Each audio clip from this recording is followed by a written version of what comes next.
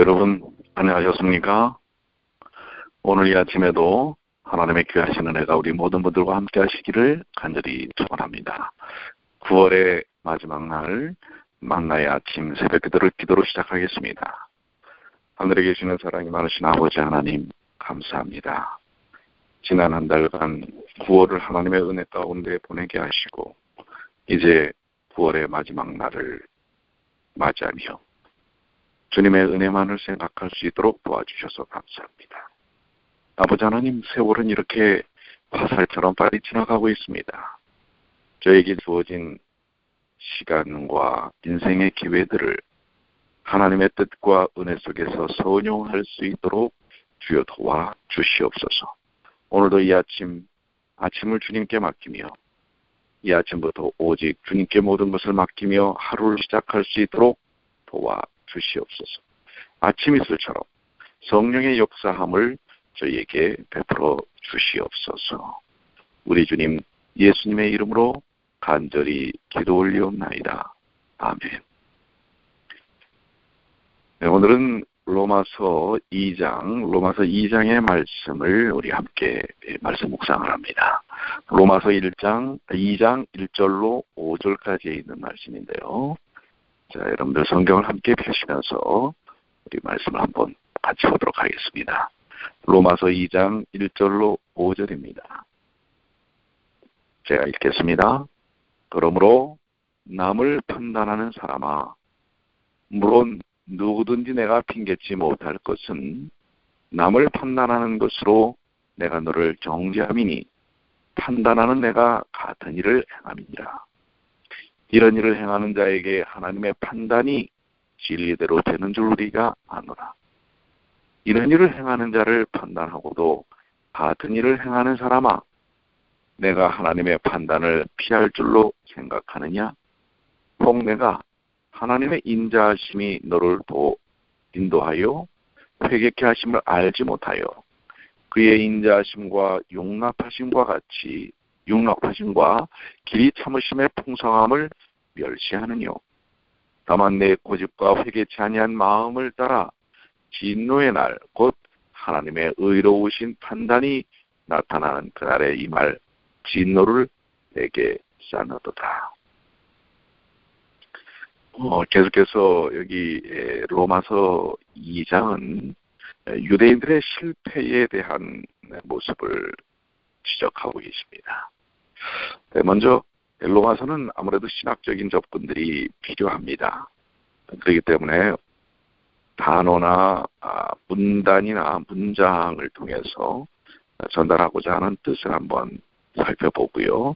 그 다음에 여러분들이 그 의미들을 이렇게 깊이 묵상하시는 일들이 필요합니다. 그러나 또 자칫 너무 또 신학적인 부분으로만 들어가게 되면 여러분들이 묵상하시는데 그것이 오히려 또 이렇게 너무 비중을 두게 하기 때문에 좀 어려운 부분도 있습니다. 그래서 밸런스를 잘 유지하는 일이 필요하다고 생각이 드는데요. 먼저 각 그 말씀에 대한 의미를 좀 한번 제가 좀 이렇게 되짚어드리고 그 다음에 그 말씀들을 개인적으로 여러분들이 묵상할 수 있는 그런 부분들을 좀 한번 접근해보도록 하겠습니다. 특별히 1절에 그러므로라고 하는 말씀인데요. 이 그러므로라고 하는 것은 1장 32절에 진술된 심판에 대한 연결이죠. 그렇기 때문에 그러한 앞에 절의 내용에 대하여라고 이렇게 표현하고 계신 것입니다. 즉 그러므로는 이 때문에라고 하는 이렇게 표현을 할 수가 있는데요.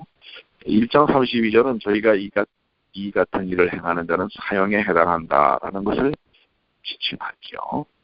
또 18절로 32절의 전체적인 근본적인 사상을 지칭할 수도 있는 것입니다. 바울은 믿음으로 말미암는 하나님의 의의 계시 속에 담겨 있는 구원의 능력을 온 세상이 필요로 하고 있다는 그의 주장을 계속 이렇게 펼치고 있는 것입니다. 그럼 먼저 하나님에 대한 지식을 완고하게 배척한 것에 온갖 단계의 우상숭배와 악덕에 이르기까지 사람의 타락의 경로를 이미 추적한 바가 있지요.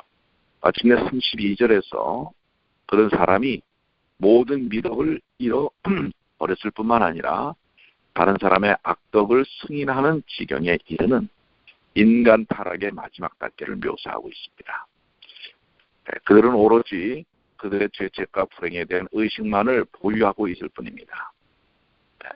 이러한 일들을 행하는 사람들에게 내려지는 하나님의 공의로운 선고를 그들이 알고도 있습니다. 이제 바울은 유대인도 이방인 못지않게 죄가 있으며 그들 역시 동일한 구원의 계획이 마련해 주는 것들을 필요로 한다고 설명해 나가는 것입니다. 그런 유대인이 이방인보다 더 큰 빚을 누렸는데도 그들이 동일한 잘못들을 저질렀음을 보여주는 것입니다.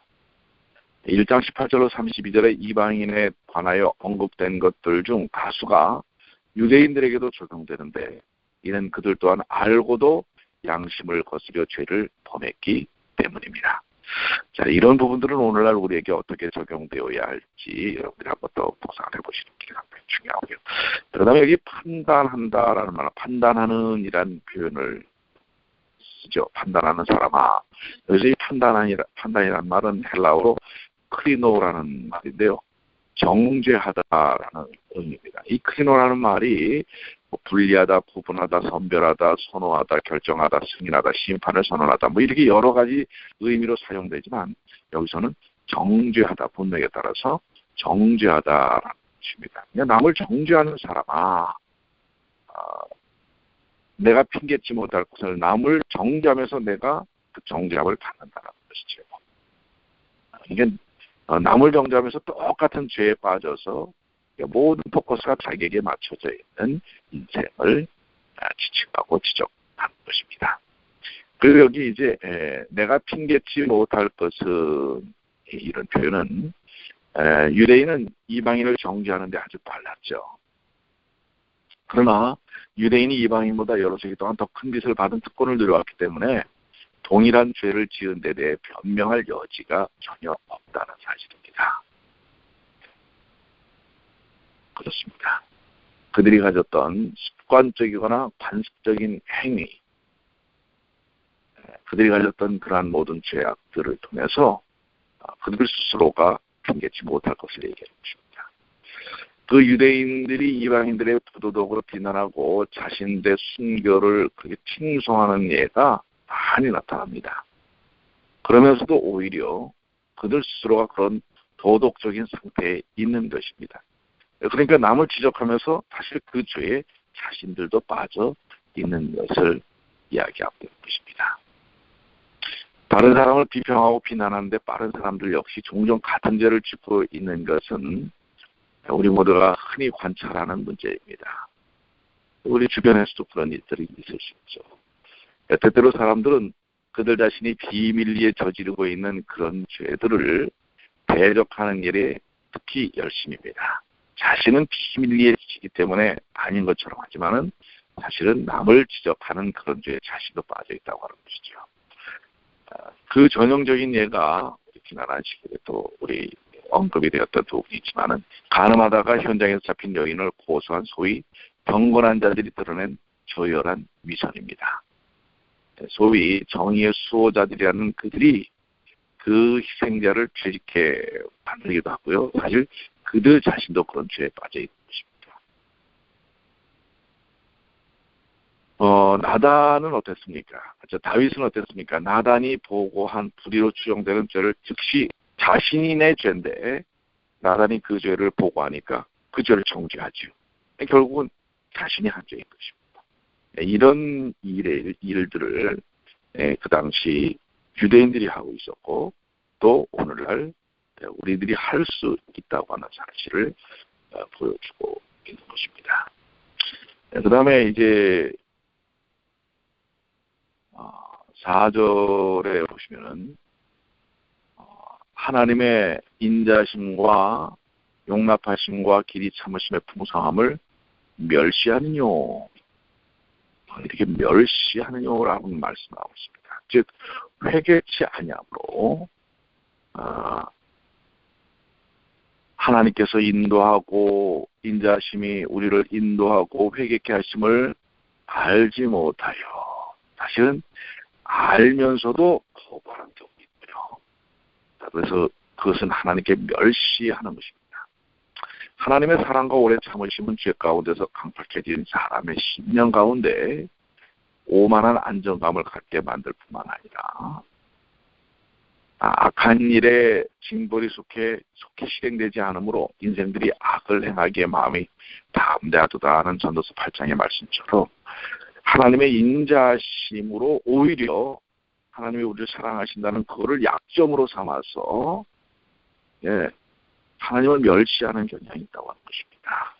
그러니까 지금 당장 하나님의 심판의 결과가 드러나지 않는다고 해서 나는 이렇게 계속해도 돼 라고 하나님을 멸시하는 결과를 갖고 있다고 하는 것입니다. 유대인들은 하나님이 여전히 그들을 복주고 계시기 때문에 그들을 죄인으로 간주하지 않으신다는 논법을 사용하는데 아주 익숙해 있습니다.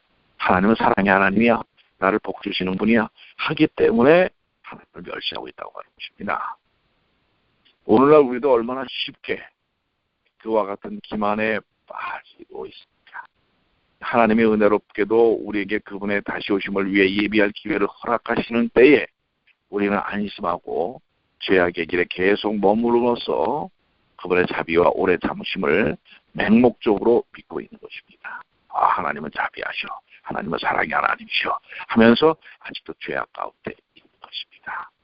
이게 바로 하나님 멸시하는 일이라고 하는 것입니다. 정말 하나님은 인자하신 분이십니다. 이 인자하심이라는 말은 헬라어로 크레스토테스라는 말인데요. 탁월함, 친절, 온화함, 유순함. 오늘 세상에도 그래요. 리더들 중에 이제 온순하고 순한 분들이 있죠. 근데 군에서도 그런 경험들 봅니다. 이 상관이 온순하고 유하면 이 밑에 있는 이 하급 이 병사들이 오히려 상급자를 깔보는 경향이 있는 거예요. 오히려 상급자가 잘해주고 온순하고 유순하면 더 그 사람을 존경하고 따라야 되는데 인간에겐 이 종의 근성이 있는 것 같아요. 뭔가 눌리면 아주 굴복하고 좀 이렇게 풀어주면 뭐예요? 오히려 이렇게 더 넘보고 타고 올라오는 그런 경향을 갖고 있는 것입니다. 하나님을 향해서 그런 경향을, 이 죄성을 드러내 보이고 있는 것을 알게 됩니다. 이 인간에게는 이 죄성이, 이 죄의 어떤 굴복성이 그런 것을 드러내고 있는 것입니다. 우리는 그리스도 안에서 자유를 얻은 사람들입니다. 사랑과 인자와 은혜를 아는 사람들입니다. 그렇기 때문에 서로 강한 사람한테는 약해지고 약한 사람한테는 강한 그런 죄성을 드러내서는 안 되는 것입니다. 오히려 더 소중하게 여기고 더 존중하고 하는 일들이 필요합니다. 나에게 자유를 그리고 그 인격적인 어떤 존대를 해주는 사람을 더 소중하게 대해야 하는 것입니다. 무시하고 깔보고 막대해서는 안 되는 것입니다. 이 땅에서 그렇게 대할 수 있는 존재는 아무도 없는 것입니다. 이제 하나님을 향해서도 인간은 그런 모습을 보여주고 있는 것입니다. 그래서 우리가 하나님께서 참으심은 기간이 있습니다. 완전 참는 것은 아닙니다. 물론 하나님의 사랑은 영원하십니다. 그러나 그것이 정리되는 심판대 앞에 서는 시간이 있다는 것을 우리는 깨달아야 하는 것입니다. 자, 그런데 우리 인생은 고집을 갖고 있어요. 5절에 보면 다만 내 고집과 회개치 아니한 마음을 따라, 이 고집과 회개치 않은 마음이 있다고 하는 것입니다. 여기 고집이라는 말은 완고, 완강 뭐 이런 말인데요. 유대인들은 하나님의 선하심과 오래 참으심이 아무런 영향도 끼치지 못한 마음의 상태에 있는 것입니다. 회개치 아니하는 마음, 즉 회개하기를 거부한 마음속에 태도의 변화가 전혀 없는 것입니다. 하나님의 이끄심에도 불구하고 자발적으로 강팍한 마음의 상태를 지속했고 또 증가시켰습니다. 그런데 분명히 말씀은 의로우신 판단, 진노의 날은 선한 사람과 악한 사람, 선한 천사와 악한 천사 모두에게 하나님의 의로우심을 드러내줄 것입니다. 이 계시는 그분께서 모든 사람에게 그들의 행한 대로 갚아주시는 것으로 이루어져 있는 것입니다.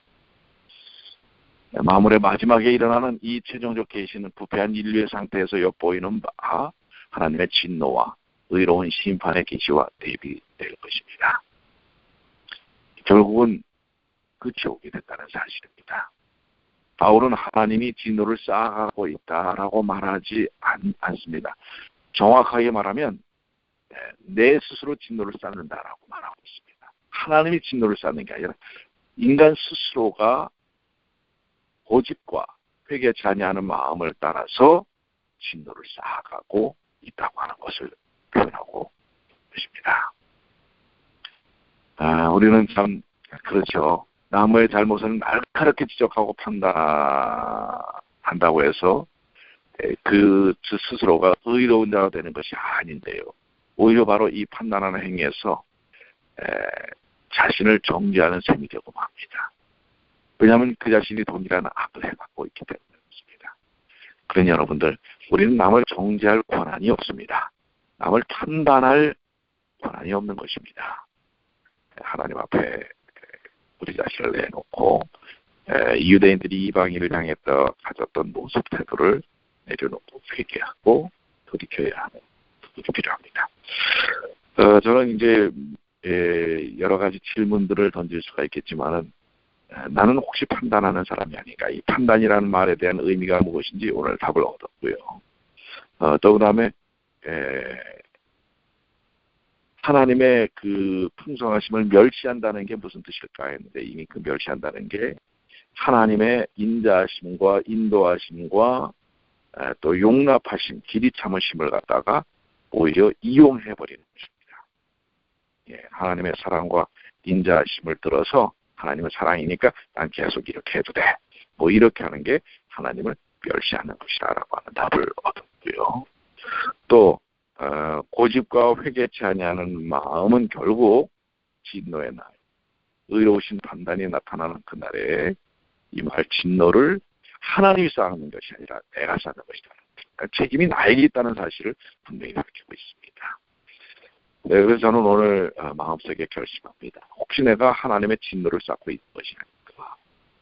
아직도 고집스럽게 회개하지 않는 마음으로 남을 판단하고 비판하고 불만하고 불평하고 하는 일들을 여전히 갖고 있는 게 아닌가.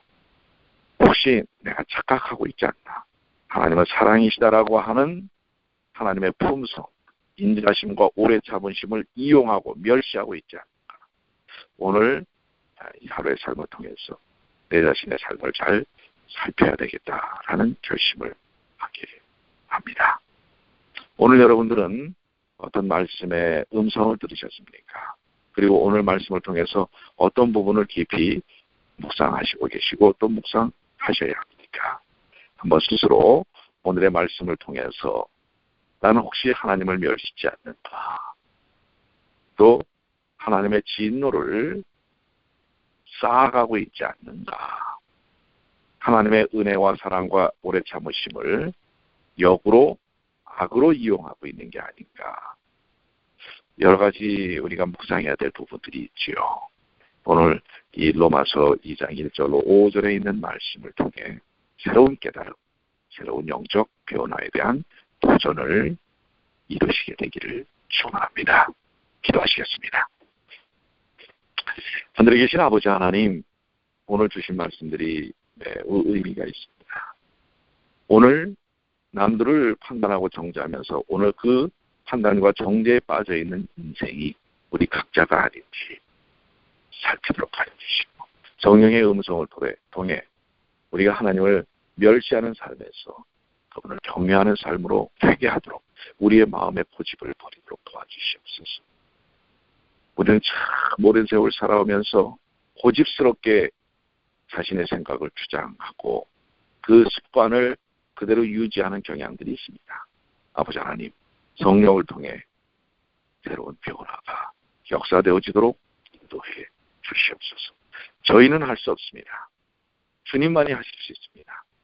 주님께 겸손히 우리 자신을 내려놓는 일을 통해 변화의 역사를 경험하도록 도와주시옵소서.